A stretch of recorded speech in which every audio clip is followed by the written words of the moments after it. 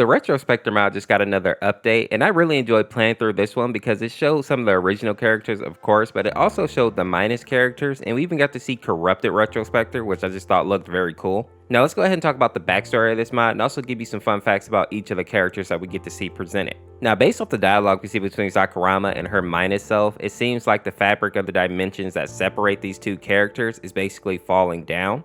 I also thought it was interesting that Sakurama makes a note to tell her minus self that she can't actually come over and touch her because they don't know what that would do to the fabrics of reality, basically. And while this mod wasn't dense in storytelling like some other mods, I like that they actually gave us a reason that the minus versions and the original versions of characters were actually battling against each other instead of just throwing it out there like some mods do with no actual explanation.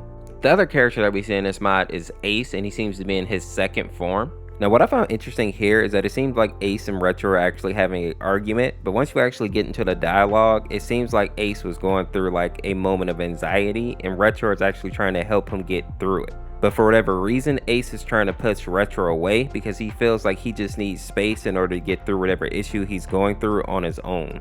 And they low-key have a pretty cute dialogue where Retro basically tells him that Ace is the only person that's ever actually been there for him, and now he wants to return the favor and be with him while he needs somebody to kind of help him out. And after the rap battle, the two of them are actually sitting together, holding each other, and just talking while they look over at the city.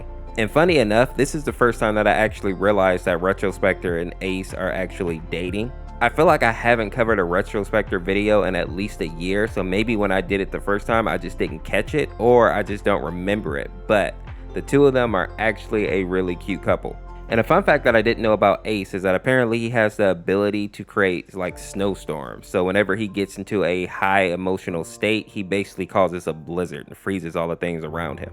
And it seems like Retro is able to act as like the opposite of that, basically able to calm down Ace's emotions and in turn actually melt the ice. This was a surprisingly sweet moment in a mod that is literally filled with demons. And for those of you that don't know, RetroSpecter actually represents the sin of wrath, while Sakurama represents the sin of lust. I thought it was kind of ironic that Retro represents the sin of wrath when you look at him in his first form, because he seems so calm and kind of laid back. But then when you see him in his second form, which we mostly see in this mod, he definitely is like in a berserker type state, which definitely makes sense. And let's be honest, I don't think anybody is surprised that Sakurama represents the sin of lust. I mean, just looking at her aesthetically, it makes perfect sense. A couple of fun facts about Sakurama that surprised me is that she's technically considered to be 39, which if you know about Friday Night Funkin', most of the characters are always around the age of 19, but usually just on the younger side in general. And something else that I found interesting is that apparently she can emit these pheromones that basically attract people to her and make them basically like her servants. And considering that she is the Lord of Lust, I guess it makes sense that she can make people fall in love with her, but it still is pretty creepy when you think that she is a 13-foot tall moth demon.